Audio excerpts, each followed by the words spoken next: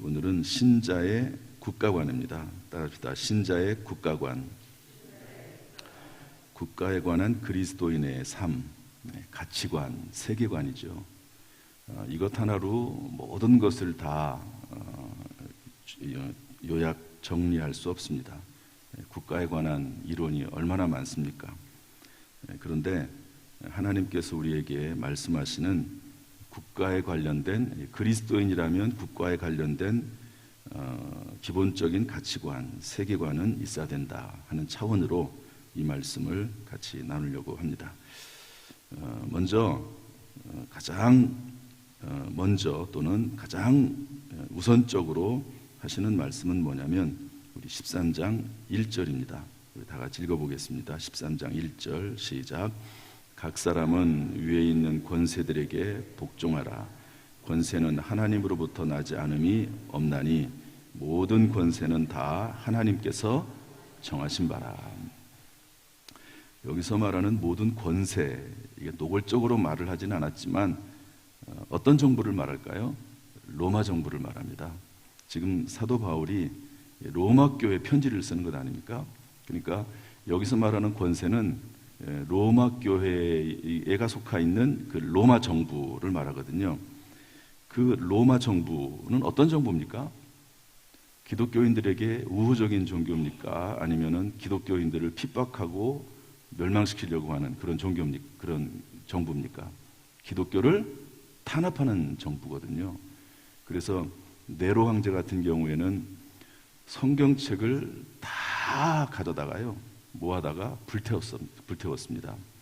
또 로마시에 불을 지르고 그 불을 지른 책임을 기독교인들에게 뒤집어 씌워서 기독교인들을 다 죽이려고 했던 그런 사람이 네로 황제고요. 전반적으로 흐름이 그런 모습으로 가고 있습니다. 그러다가 이제 콘스탄틴 황제가 들어서면서 이제 로마를 국교로, 또 로마를 이제 그 나라의 종교로 이렇게 받아들이는, 그때까지는요 엄청난 핍박이 있었던 시대입니다. 그런데 그럼에도 불구하고 여기 뭐라고 되어 있습니까?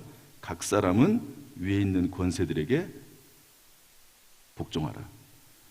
로마 정부에 복종하라. 이렇게 말을 하는 것입니다. 왜 그럴까? 1절 중반절에 보니까 모든 권세는 하나님께로 나지 않음이 없다. 모든 권세는 다 하나님이 정하신 것이다. 기본적인 원칙입니다. 모든 권세는 하나님께 정하신 것이다. 공중에 나는 새 한 마리도 하나님이 허락하지 않으면 떨어지지 않고, 그리고 풀 한 포기도 하나님이 다 먹이시는 분이시다. 이것도 비록 로마 정부가 기독교인들을 핍박하고 죽이려고 하지만 하나님의 어떤 계획과 섭리 가운데 하나님이 세우신 정부임을 인정해야 된다 하는 그런 내용입니다. 이것은 정부가 잘했다 못했다, 받아들인다 받아들이지 않는다 이런 차원이 아니고 하나님의 주권의 문제입니다. 주권. 그러니까 하나님의 주권이 한 나라의 정부를 세우고 지도자를 세우고 또 권세자를 세우는 데 있어서도 하나님의 주권이 그 안에 들어가 있다는 것이죠. 제가 여러 가지 글을 써놨는데 다 읽을 수가 없는 것 같고요, 시간상. 이번에 보면 예수님이 재판정에서 빌라도에게 말을 합니다. 예수님을 이제 십자가에 못 박아 죽이려고 하는 그 재판장에서 빌라도가 뭐라고 말하죠? 재판장인 로마 총독이면서 재판장인 빌라도가 뭐라고 말하죠? 내가 너를 죽일 권세도 있고 그리고 살려줄 권세도 있다. 이렇게 말하면서 쉽게 말해서 본인에게 말을 잘해라. 그런 얘기거든요. 나에게 잘해라. 그런 의미입니다. 그러나 예수께서 뭐라고 말씀하십니까? 요한복음 19장 11절 말씀 보면, 우리 교재에 있으니까 한번 읽어보겠습니다. 요한복음 11장 19절 시작. 예수께서 대답하시되 위에서 주지 아니하셨더라면 나를 해할 권한이 없었으리니. 너의 총독의 권한도 누가 줬다고요? 하나님께서 주신 것이다. 그래서 모든 권세는 다 하나님이 정하신 것이다. 따라서 2절 말씀에 보면은 하나님 권세를 거스리는 자는 하나님의 명을 거스리는 것과 같다는 거죠. 어쨌든 권세를 하나님이 하나님의 주권으로 주셨는데 그 권세를 거스리면 하나님을 거스르는 것이다. 왜 위에 있는 권세에 또 복종해야 되느냐? 4절 말씀 보니까 권세자는 하나님의 사역자라는 겁니다. 한번 우리 4절 말씀을 좀 읽어보겠습니다. 좀 중요해서 다 같이 읽어보죠. 4절 시작. 그는 하나님의 사역자가 되어 내게 선을 베푸는 자니라. 그러나 내가 악을 행하거든 두려워하라. 그가 공연히 칼을 가지지 아니하였으니 곧 하나님의 사역자가 되어 악을 행하는 자에게 진노하심을 따라 보응하는 자니라. 하나님의 사역자라는 겁니다. 이것이 기본적으로 성경이 말하는 또 사도 바울이 말씀하고 있는 중요한 핵심 중에 하나입니다. 위에 있는 권세들에게 복종해야 되는데 그 이유가 뭐냐면 하나님의 사역자다. 하나님이 세우신 하나님의 사역자다. 우리가 이해는 안 되지만 여러분 우리나라만 해도 얼마나 많은 대통령 중에 마음에 안 드는 대통령이 있지 않습니까? 뭐 쿠데타를 통해서 정권을 잡은 그런 대통령도 있지 않습니까? 그러나 그 모든 권세는 하나님의 주권 안에서 하나님 안에서 되어지는 것임을 분명히 하고 있습니다. 하나님께서 권세자들을 세우신 것은 일단 원론을 말씀드리면 부패한 인간 사회의 질서를 유지하기 위한 하나님의 통치 사역이라는 겁니다. 여러분 교회는 교회의 질서가 있고 교회를 하나님께서 다스리기 위해서 교회의 지도자들을 세우십니다. 또 하나님께서 모세를 세우기도 하시고 여호와를 세우시기도 하시고 그러면서 교회의 지도자들을 세우셔서 하나님이 인도해 가십니다. 그러면 사회는 어떻게 하느냐? 사회는 여러분 사회 물론 신정 통치도 있긴 했습니다만은 그러나 일반적인 사회는 그리스도인들이 통치하는 사회가 아니거든요.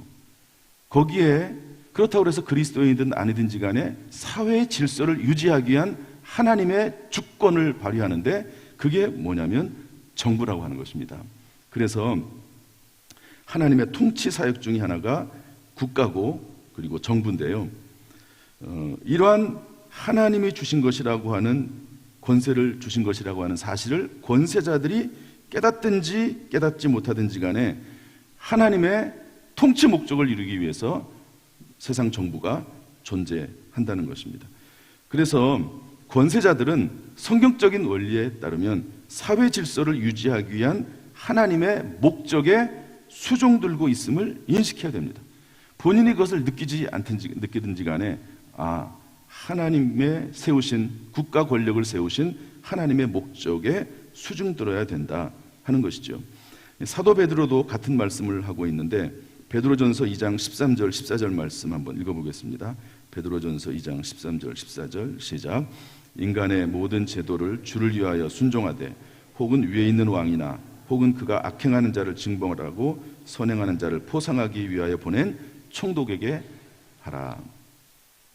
그래서 권세자는 하나님의 사역자가 되어서 선을 베푸는 사람입니다. 그래서 기본적으로 권력자들은 정부는 그 나라의 선을 올바른 일을 증진시키는 일을 해야 되는 책임이 있는 사람들입니다. 또한 권세자는 하나님의 사역자가 되어서 악을 행하는 자에게 보응하는 사람입니다. 죄로 말미암아 사회 질서를 붕괴시키거나 파괴시키는 행위에 대해서 하나님의 진노가 임하거든요.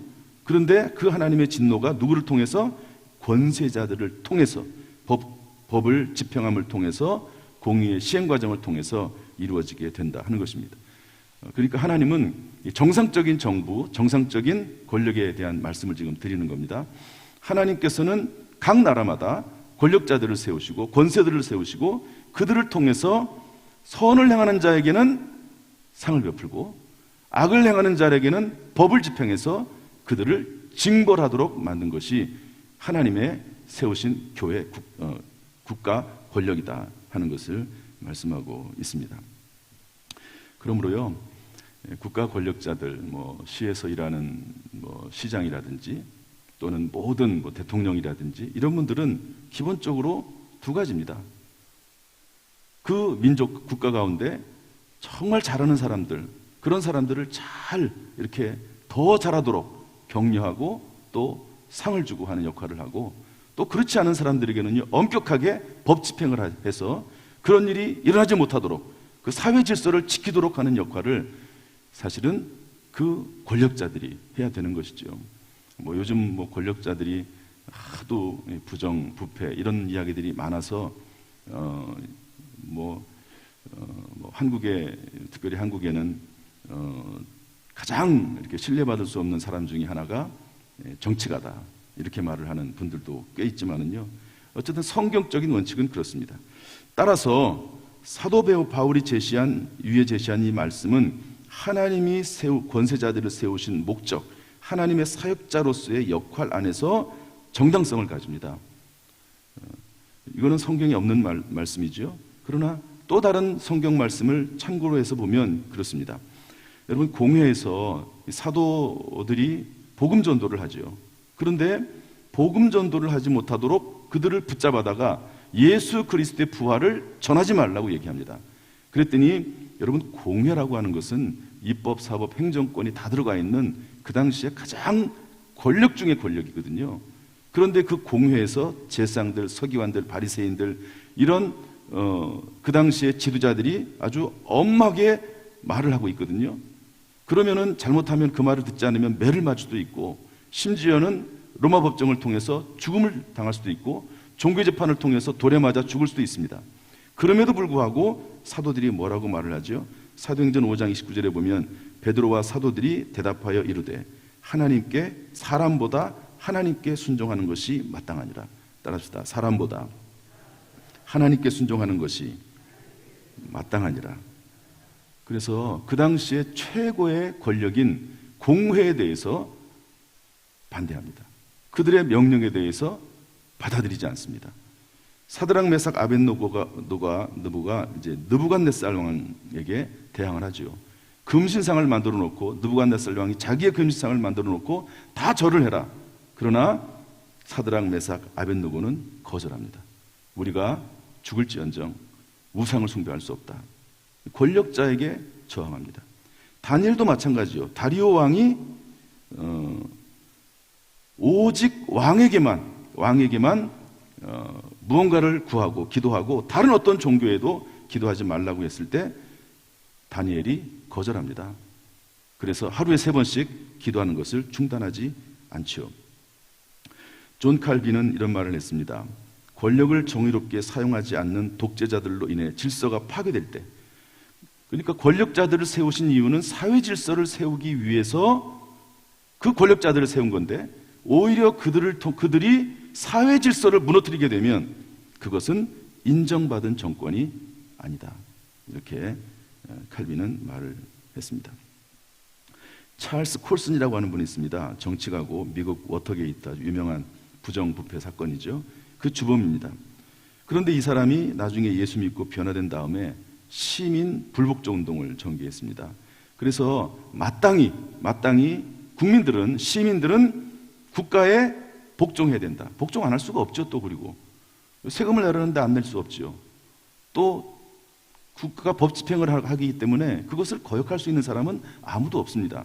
그러나 그러한 국가 권력에도 불복종 운동을 해야 될 때가 있는데, 첫 번째로 정부가 교회 역할을 대신하려고 할 때, 하나님께 드려지는 충성을 빼앗아가려고 할 때, 교회가 마땅히 하나님 앞에 충성하기 위해서 어떤 일들을 해야 되는데 그것을 국가 권력이 막으면 그것은 불복종해야 된다. 또한 국가가 양심의 자유를 제한할 때, 요즘 코로나 시대에 아주 자유와 또 어떤 질서 문제 가지고 아주 첨예하게 대립하잖아요. 미국에는 자유가 더 우세합니다. 그래가지고 미국 사람들은 함부로 처벌하지 못합니다. 마스크 안 쓴다고 또 정부의 지침에 따르지 않는 것에 대해서 함부로 처벌하지 못합니다. 그만큼 미국 사회는 자유가 강한 그런 사회거든요. 국가가 양심의 자유를 제한할 때 시민 불복종 운동을 해야 된다. 국가가 세 번째로 하나님께서 명령하신 생명을 지키고 보존하라고 하는 책임을 어기고 무시할 때, 국가가 하나님께 주신 권력의 목적은 뭐냐면 사회 질서를 지키기 위해 주신 것인데 그것을 오히려 어기고 국가 권력자가 사회의 질서를 무너뜨린 일을 할 때, 그때는 시민 불복종을 해야 된다 하는 운동을 전개했습니다. 그래서 이런 내용들이 다 성경의 어느 한 구석에는 있습니다. 오늘 본문의 말씀은 국가 권력에 대해서 절대 복종을 얘기하지만 다른 부분에 대해서는 이런 부분도 있다 하는 것을 기억해야 됩니다. 이러한 모든 불복종에 있어서는 무엇보다도 그 전에 권위에 대한 복종이 있어야 됩니다. 불복종만 외치는 사람은 하나님께 불복종하는 사람입니다. 따라합시다. 불복종만 외치는 사람은 하나님께 불복종하는 사람이다. 기본적으로 국가 권력에 대해서는 하나님이 주권으로 세우신 거기 때문에 복종해야 된다는 겁니다. 이런 기본적인 하나님이 세우신 지도자들에 대한 복종이 없는 것은 이것은 하나님에 대한 불복종이다 하는 것을 기본적인 전제로 하는 것입니다. 따라서 선거가 참 중요합니다. 민주주의 사회에서는 선거가 중요해요. 선거를 통해서 권력자들을 세우지 않습니까? 옛날에는 왕권 제도이기 때문에 왕이 모든 권력을 가지고 있고 그 아들이 또 왕이 됐습니다. 그러니까 왕을 바꿀 수가 없어요. 정말 그냥 완전히 뒤집어지지 않는 한.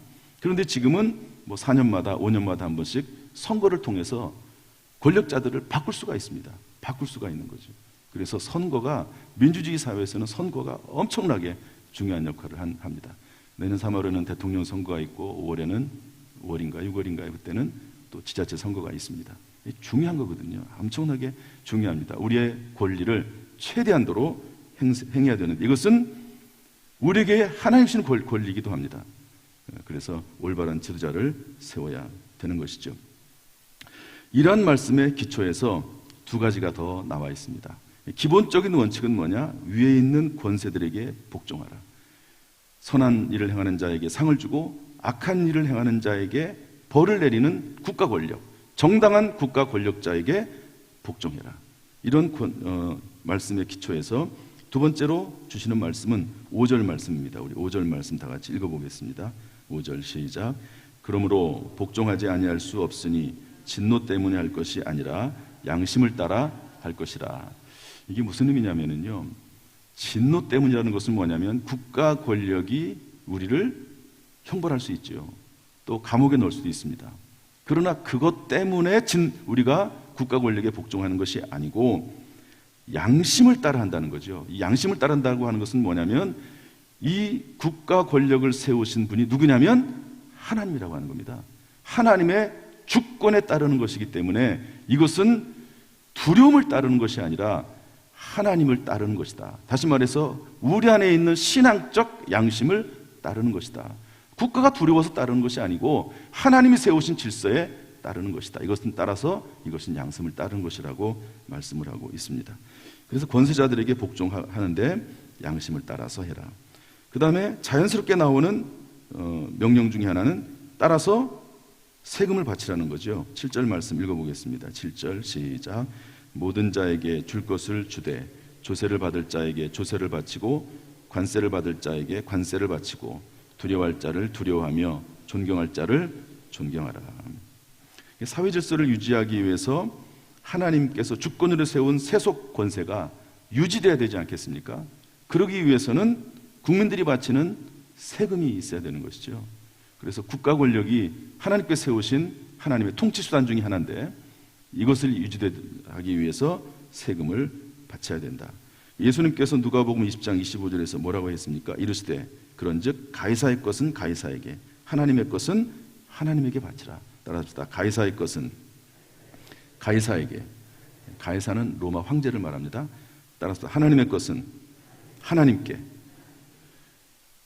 그러니까 이스라엘 백성들은 하나님에게 드리는 예물들이 있었거든요. 11조와 헌물을 드렸습니다. 하나님의 거니까 하나님께 드려야 됩니다. 그리고 국가에 마땅히 바쳐야 될 것은 국가의 세금도 드려야 되는 것이죠. 성경적입니다. 물론 이런 면은 있습니다. 탈세라는 게 있고 절세라는 게 있죠. 우리가 최대한도로 세금을 절약할 수는 있어요. 그러나 탈세해서는 안 된다 하는 것을 말씀해 주고 있습니다. 오늘 본문을 정리하겠습니다. 윌리엄 윌버포스라고 하는 영국 정치가가 있습니다. 보통 노예 해방을 했던 사람으로 얘기하면 미국의 링컨 대통령을 말하지만 그것보다 훨씬 오래전에 영국의 윌버포스가 영국 노예 해방을 일으켰습니다. 1559년에 노예 무역이 시작이 됐습니다. 아프리카에 있는 흑인들을 붙잡아다가 그들을 노예로 쓰는 거죠. 명분은 이렇습니다. 그들은 짐승과 다름이 없다. 그들은 동물과 다름이 없다. 그들에게는 영혼이 없다. 이런 말도 안 되는 얘기를 하면서 그들을 붙잡아다가 노예로 써먹는 겁니다. 그들이 노예선을 타고 올라올 때 꽉꽉 찬 그 노예선 속에서 지하의 밑 바닥에서 뭐 대부분 병 걸리고 죽고 3분의 1 정도는 그 먼 거리를 오면서 죽는다고 그래요. 그리고 팔려와서는 얼마나 혹독한 그런 대우를 받습니까? 비참하죠, 정말. 이런 흑인들의 그 참혹함에 대해서 이 윌버포스라고 하는 사람이 국회의원이 되는데요, 계속해서 노예제도 폐지에 대한 법안을 발의합니다. 그러나 여러분, 노예제도에 이미 재미를 본 사람들이 그 노예제도를 폐지하겠습니까? 그래서 오히려 이 윌버포스를 죽이려고 합니다. 2번의 암살 위기가 있고 그리고 온갖 중상모략을 합니다. 그러나 그럼에도 불구하고 끊임없이 의회에서 연설을 하고, 이분이 또 다행히 그래도 계속해서 국회의원이 됩니다. 노예제도를 폐지 설득을 하고 의원들을 규합합니다. 그래서 1807년 노예 무역금지법이 통과가 됩니다. 20년 만에. 그러니까 노예 무역금지법이, 노예를 사고 팔 수 없다는 거죠. 그러다가 1833년에 노예제도가 완전히 폐지되는 일을 하게 됩니다. 이 노예제도가 폐지되는 그날, 그리고 4일이 지난 후에 윌버포스는 하나님의 부르심을 받습니다. 그리스도인들이 교회만 있는 분들이 아니잖아요. 사회 속에서 활동하는 분들입니다. 그래서 각자 처한 환경 속에서 윌버포스 같은 그런 역할을 감당하는 사람들이 사실은 그리스도인들입니다. 이런 위대한 그리스도인 정치가 사업가, 공무원, 교육자, 체육인, 예술인, 법관, 이런 사람들이 사회 구석구석에서 그리스도인들이 그 속에 들어가서 정말 영향력 있는 일들을 하도록 하는 것이 하나님의 방법임을 알 수가 있습니다. 바라기는 정말 우리 모든 성도들 중에서 이러한 영향력 있는 역할을 감당하는 그런 분들이, 또 우리의 자녀들 가운데 이런 분들이 풍성하게 많이 나올 수 있기를 주님의 이름으로 축복합니다. 그래서 하나님이, 물론 우리는 천국을 향해서 달려가고 있는 사람들이긴 하지만 이 땅에 사는 동안 하나님께서 세우신 그 하나님의 도덕, 윤리, 또 하나님의 질서, 이런 것들에 있어서도 조금씩 새롭게 만들어 나가는 그런 저와 여러분 될 수 있기를 주님의 이름으로 축복합니다. 오늘도 이 새벽에 나와서 기도하는 모든 성도들의 간절한 기도를 하나님 응답하시기를 주님의 이름으로 축원합니다. 기도하겠습니다. 하나님 아버지, 오늘 국가에 대해서 배웠습니다. 이 말씀 잘 기억해서 살아갈 수 있도록 하시되, 참으로 우리 모든 성도들 가운데, 그 자녀선들 가운데 나라를 위해서 위대하게 쓰임받는 참으로 영향력 있는 인물들이 나올 수 있도록 은혜 베풀어 주옵소서. 예수님의 이름으로 축복하며 기도하옵나이다. 아멘. 이제는 우리 주 예수 그리스도의 은혜와 아버지 하나님의 무한하신 사랑과 성령님의 교통하심이 이 시간 저 앞에 나와 예배드리는 모든 성도들 한 사람 한 사람 머리 위에, 그 가정, 직장, 사업, 자녀, 심령 위에 함께 하시기를, 이 나라 민족 위에 함께 하시기를 간절히 축원하옵나이다. 아멘.